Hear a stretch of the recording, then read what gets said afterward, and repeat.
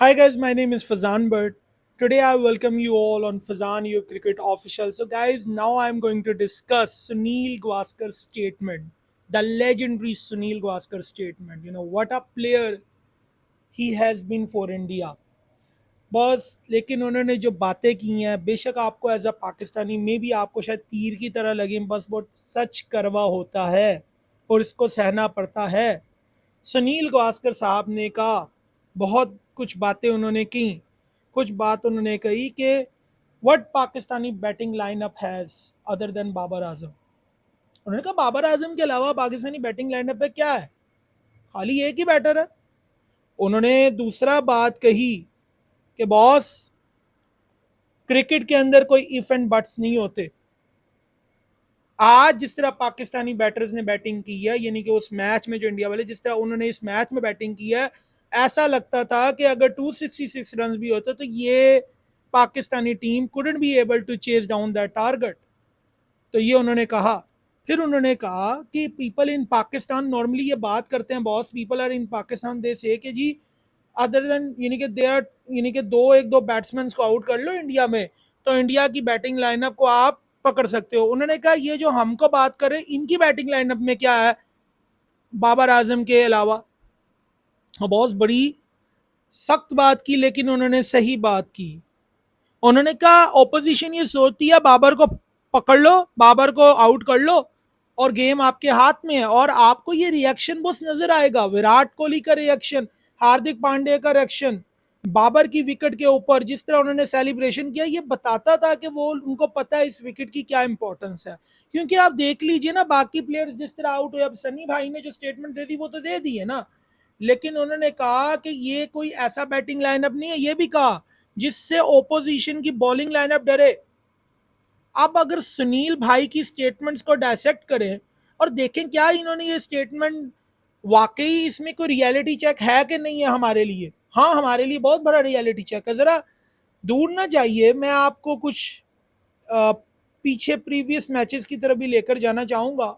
यही वो श्रीलंका का मुकाम है, यहाँ पाकिस्तान अपना टेस्ट मैच खेल रहा था और पहली ही यानी कि ये लास्ट टूर की बात नहीं कर रहा, ये एक और सेकंड लास्ट टूर जो इससे पहले 2022 में जो हमने टूर किया था श्रीलंका का, गालिबन 2022 में किया था, if my memory is serving me right, तो हमने 2022 में किया था टूर। उसके अंदर पहली इनिंग्स में ही 5-6 आउट हो गए थे और उसके बाद बाबर और नसीम ने वो इनिंग्स खेली और पहली इनिंग्स में हम अपने आप को श्रीलंका के टोटल के करीब ले जा पाए थे जो श्रीलंका का पहली इनिंग्स का टोटल था बॉस। यानी कि 220 उन्होंने किया था तो हम 214 तक पहुंच पाए थे और उसमें बाबर ने सेंचुरी जरी थी बॉस। तो बॉस बिल्कुल सनी भाई ने सही कहा कि बाबर आउट तो कहानी खत्म है और बाबर ने ये करके बताया। आप देख लीजिए बाबर ने पास में बहुत सारे मैचेस ऐसे खेले हैं जिसके अंदर बाबर ने करके दिखाया कि यार ऐसी बात नहीं। अब 350 का टोटल जब पाकिस्तान ऑस्ट्रेलिया के अगेंस्ट चेस कर रहा था तो उसमें भी बाबर ने किया था और इमाम ने ही किया था। लेकिन बस मैं इमाम की बात नहीं करता, इमाम को अपने आप को इम्प्रूव करना चाहिए, पर बाबर ने हाल ही में अपना इम्प्रूवमेंट किया है।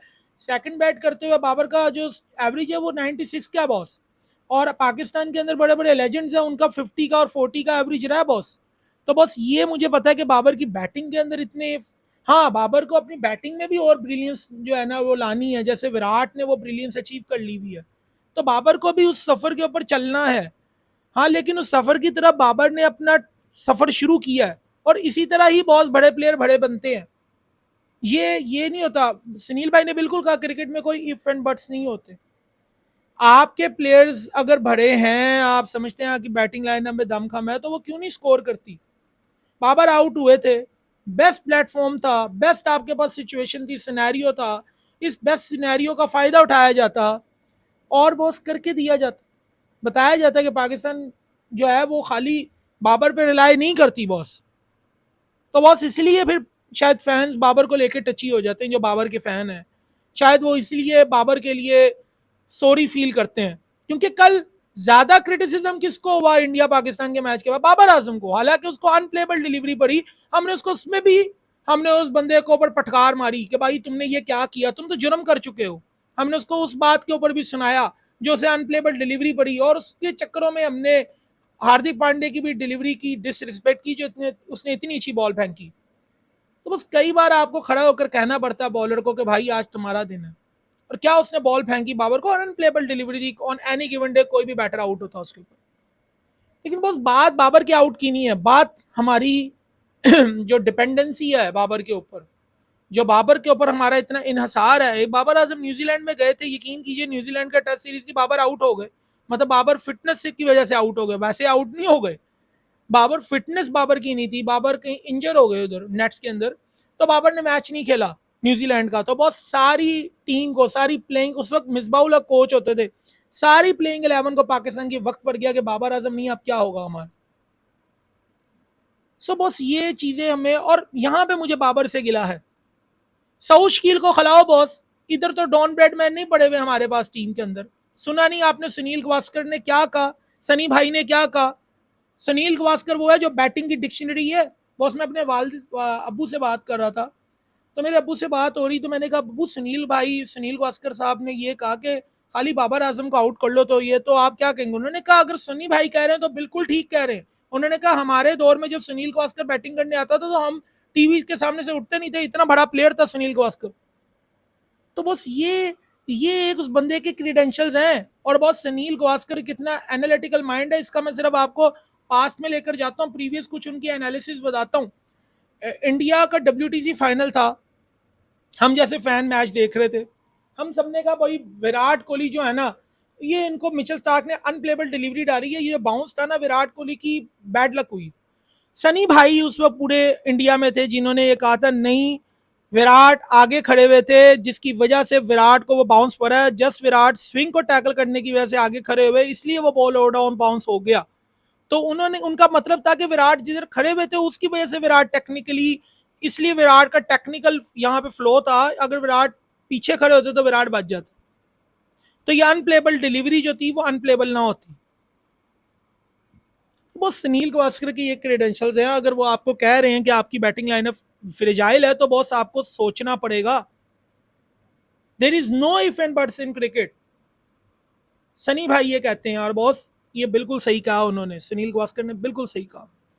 फिर उन्होंने एक बात जो मुझे उनकी बोला कि हाँ, और हम कहते थे कि इंडिया के अंदर आप विराट को और रोहित को आउट कर लीजिए और इवन शेखर धवन भी एक टाइम पे, तो बॉस इनकी सारी टीम को हम पकड़ लेंगे, ये हम कहते थे बॉस। पाकिस्तान में बैठ के लोग यही दुआएं मांगते हैं, लेकिन ये हकीकत है कि अब इनकी बैटिंग लाइनअप बहुत ज़्यादा अच्छी हो गई।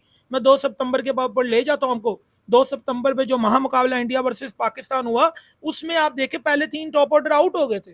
नीचे स्कोर कौन किसने किया, स्कोर नीचे स्कोर किया हार्दिक पांड्या ने स्कोर किया, और आपके लिए स्कोर किया आपका हार्दिक पांड्या ने किया, और ईशान ईशान किशन ने किया। तो इन 2 बंदों ने स्कोर करके उस दिन कर दिया, उन्होंने इस दिन हाथ खड़े किए और उन्होंने कहा हम करके देंगे। बस यही टीम होती है। और इस वक्त मुझे लगता है कि इंडिया इस वक्त शेप में है वर्ल्ड कप से पहले बॉस। और इंडिया को मैं कहूँगा खुदा का वास्ता अपने प्लेयरों का जो वर्कलोड मैनेजमेंट उसको कीजिए, पाकिस्तान को देखिए और उसे सीखिए। इंडिया पाकिस्तान को एक दूसरे से सीख कर आगे चलना चाहिए, क्योंकि हम लोग ना एक दूसरे से ज़्यादा नफरतें पालते हैं, लेकिन एक दूसरे से एज ए क्रिकेट के अंदर हम एक दूसरे से सीखते नहीं हैं। हम एक दूसरे के क्रिकेटर्स को नफरत करते हैं पर सीखते नहीं हम उनसे, या तो हम बुरे नाम दे देते हैं एक दूसरे के प्लेयर्स को, और या हमारा यही काम है बॉस, हमने क्रिकेट के ऊपर तो बात करनी नहीं है, और फिर उस वक्त लोगों को व्यूज़ भी बड़े अच्छे मिलते हैं। यहाँ पे बैठे हुए लोग विराट की जय जयकार कर लेंगे, तो उधर इंडिया से भी कुछ बैठे बैठे लोग बाबर आजम की जय जयकार करेंगे, और कुछ फैन क्लब हैं जो एक दूसरे के प्लेयर्स के पीछे एक दूसरे के प्लेयर्स को डिसरिस्पेक्ट करते हैं। तो बॉस यहाँ पे मामला तो यूट्यूब पे यही चलता है, लेकिन हम कैसे इन दोनों की डिसरिस्पेक्ट कर लें, क्योंकि मुझे तो बाबर, विराट, केन विलियमसन जैसे प्लेयर बहुत अच्छे लगते हैं, और मैं तो बॉस इनको बहुत हाई रेट करता हूँ ऐसे प्लेयरों को, रैदर देन जो लेट के छक्के मार दें। अब यही बात है कि मैंने अपनी जो पहले वाली वीडियो उसके अंदर मैंने बेसिकली क्रिटिसाइज किया मोहम्मद हारिस की इंडक्शन को ओपनिंग स्लॉट के ऊपर, क्योंकि वो वहाँ का प्लेयर ही नहीं है, लेकिन हमने उसको खिलाया। फ़खर जमान भी 10-11 मैचेस में किसी एक मैच में वो चल जाए तो कह लो ना कि कमाल कर देगा, लेकिन अब जिसमें नहीं उसकी टेक्निक का मसला इसलिए, लेकिन फ़खर जमान बहुत फिट तो बैठता है। मेरे ख्याल से फ़खर जमान को कल एक चांस दे देते अगर, तो आपने मोहम्मद हारिस को ही खिलाना था। मैंने सुबह की एक अपने मैंने ये अपना सोचा भी था कि ये क्या करेंगे, तो मैंने सोचा था कि वैसे अपने दिमाग में सोच रहा था कि यार क्या फ़खर के साथ जाना चाहिए, तो मैंने कहा हाँ अगर ये अब्दुल्ला को चेक कर लें तो फ़खर के साथ चल जाएं। आई वॉज थिंकिंग, यानी कि सुबह मैं मॉर्निंग में ये सोच रहा था, लेकिन बॉस इन्होंने तो मोहम्मद हारिस को खिला दिया। अगर मोहम्मद हारिस को ही खिलाना था बॉस, और अब्दुल्ला के ऊपर आपको यकीन नहीं है तो शायद पिकनिक ही मना रहा है पाकिस्तानी टीम के अंदर, अगर उस पर यकीन ही नहीं था तो बॉस फिर उसको चेक कर लेते, मोहम्मद हारिस को जगह फिर उस फ़खर को ही खिलाते। अगर फ़खर को नहीं खिलाना था तो एटलीस्ट अब्दुल्ला को खिला लेते, क्योंकि मोहम्मद हारिस की टेक्निक नहीं है बॉस। बहरहाल ये हमारी मैनेजमेंट के फैसले हैं और बड़े अजीब फैसले हैं। इसलिए सनी भाई ने ये आज सही स्टेटमेंट दी है कि पाकिस्तान की बैटिंग लाइनअप से आप डरिए ना, एक बाबर आजम ही तो है बॉस, और एक बैट और गेंद में विकेट में आते हुए बॉल क्या पता लगता है। मैं आपको दूर ना जाए, मैं पीछे आपको कहता बांग्लादेश के अगेंस्ट बाबर आजम बैटिंग करे तो सारों ने स्कोर किया ना, बाबर अच्छे लग रहे थे। बाबर ने जब बल्ले से बॉल करे तो बल्ला ही नीचे डेड हो गया, यानी कि बॉल डेड हो गया, बॉल नीचे बल्ले के नीचे किनारे से गुजर गया, नीचे से गुजर गया बल्ले से, और बाबर आउट हो गए। उस दिन भी लोगों ने कहा बाबर आजम आउट हो गए। भाई खुदा का खौफ करो, बॉल भी तो देखो क्या पड़ी। और यही कल के मैच में हुआ, वो इंडिया के मैच में हुआ कि बाबर आजम मुर्दाबाद। बाबर आजम मुर्दाबाद क्यों? बैटिंग में तो मैं बिल्कुल नहीं मानता, और इवन बॉलिंग जो कैप्टनसी भी बुरी की है तब भी आपको इस तरह के अल्फाज बाबर आजम के बारे में नहीं बोलने चाहिए कि बाबर आजम को बैश करना, मतलब बैशिंग इस तरह करते हैं कि अगले को ऐसा लगता है कि अभी ये भी ये बोलेंगे। तो वो स्टेटमेंट्स तो देखकर बोला करें, ये गेम है। लेकिन हाँ, हमारे जज्बात जरूर हैं, लेकिन हमें अपना एनालिसिस देते हुए इंप्रूवमेंट की तरफ जाना चाहिए। और हम तो ऐसे रो रहे हैं जैसे पता नहीं क्या हो गया। लेकिन फिर मैं कहता हूँ अगर आप इस तरह के एनालिसिस नहीं करेंगे तो आपकी दुकान जो खुली हुई वो चलेगी कैसे? तो बॉस यही मैंने आपको एंड पे कहना था कि अपने चैनल का ख्याल रखें और ज़्यादा से ज़्यादा इसको सब्सक्राइब करें, अपने दोस्तों को शेयर करें, और इंशाल्लाह ताला आगे आने वाले फ्यूचर में अपने चैनल को हम इनकी ब्रांडिंग को लेके हम इस पे काम करेंगे। सो लेकिन तब तक आपने हाथ जो है ना खड़े नहीं करने, चैनल को सब्सक्राइब करना है, ज़्यादा से ज़्यादा इसको शेयर करें दोस्तों के साथ, देखें तो उसको शेयर करें प्लीज़ आगे, और अपना फीडबैक दें हमें कमेंट्स की सूरत में, और बेल आइकन के बटन को दबाएं ताकि आपको आने वाली वीडियोस की अपडेट मिले। So thank you very much.